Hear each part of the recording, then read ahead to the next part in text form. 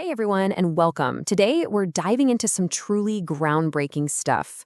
A discovery that connects the trillions of tiny microbes living inside your gut directly to your heart. It's an incredible story of microscopic heroes, villains, and a scientific breakthrough that's literally changing how we think about food. So let me start with a question for you. What if the biggest battle for your heart isn't being fought in a hospital or even at the gym? What if it's happening somewhere much, much smaller? You got it. Every single day, whether you feel it or not, a microscopic war is raging inside of you. It's this epic battle between armies of good and bad microbes. And honestly, the winner of that war could decide your risk for some of the world's biggest killers. Things like heart disease and diabetes. I want you to think of your gut like a bustling ecosystem. A rainforest, even. The good bugs in there, they're like these little mini pharmacies. They produce all these beneficial chemicals that just amplify the good stuff from a healthy diet. But if the bad bugs start to multiply, they pump out these nasty chemicals, creating this inflammatory environment that can lead to some really serious trouble. Now get this for comparison.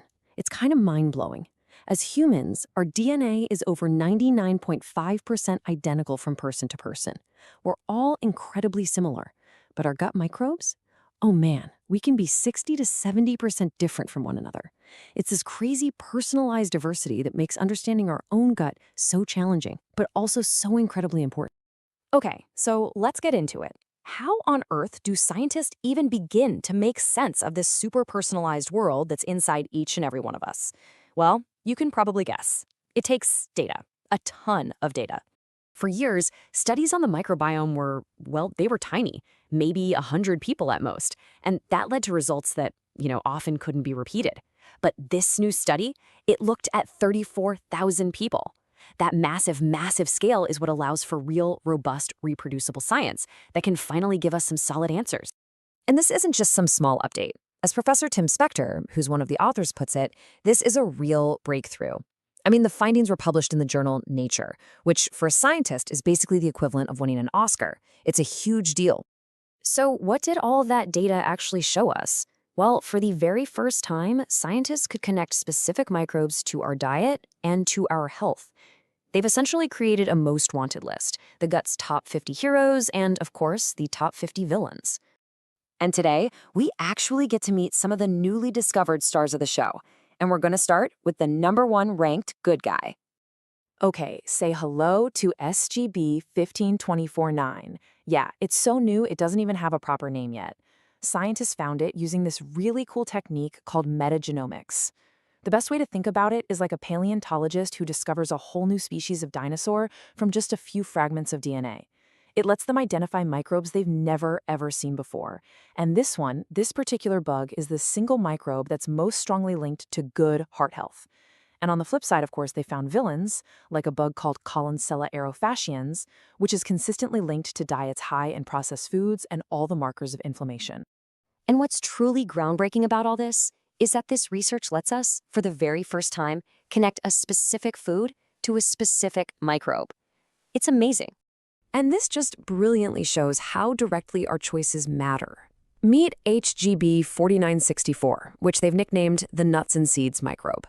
The science is crystal clear. You eat more nuts and seeds, you are directly feeding this specific bug, and then it thrives and it helps protect your health. It's just a direct line from your plate to your microbiome. And finally, let's meet Catenobacterium. Now this is a fascinating one. It's an ancient bug, and I mean ancient. It's been found in 5,000-year-old mummies and in people living non-Western lifestyles. But it's almost completely vanished from modern guts, which kind of shows you what we've lost along the way. But it also represents the future, the huge potential for next-generation probiotics that could one day reintroduce these long-lost allies. So, now that we've met some of the key players in this whole drama, how do we actually rig the gut war in our favor, right? How do we arm our allies and start starving our enemies? Okay, first things first, let's clear up something that confuses a lot of people. The probiotics you buy in a store, yes, they have live microbes. But here's the kicker. They contain none of the top 50 good bugs that were found in this study. They're basically just temporary visitors passing through. Prebiotics, on the other hand, that's where the magic is. They are the food, the fertilizer for the good bugs you already have. Just like Professor Spector says, The most effective strategy right now isn't really about adding new bugs.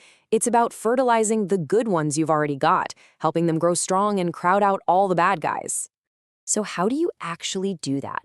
Well, the advice is pretty clear. Try to aim for 30 different plants a week, and yes, herbs and spices totally count. Eat a rainbow of colorful plants to get all those different nutrients. Try to add fermented foods like yogurt or kimchi. Maybe swap some meat for things like legumes and beans. And the big one? Cut back on the ultra-processed junk food that those bad bugs just love to eat. And look, this stuff works, but you gotta know it takes time. Take this real-life case study from one of the researchers.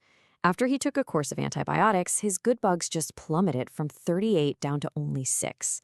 A year later, the good bugs had doubled, which is great, but the bad bugs had spiked. It took 2 full years of really dedicated eating to get those good bugs back up and push the bad guys back down. So change is absolutely possible, but it really does require some patience. This research is so much more than just a list of bugs. It's really a glimpse into the future of health. We're starting to move away from that generic one-size-fits-all advice we've heard for so long. We are really entering an era of personalized nutrition. I mean, just imagine a future where your diet can be precisely tailored to your unique microbiome, feeding these specific allies that you need to fight your personal health battles. It's incredible to think about. So, just remember this. You aren't just eating for one. You are the commander of an army of trillions. And the food you choose, well, that's their ammunition. So the real question is, how are you going to arm your allies today? Click the subscribe button to stay updated with VitalSpan Labs.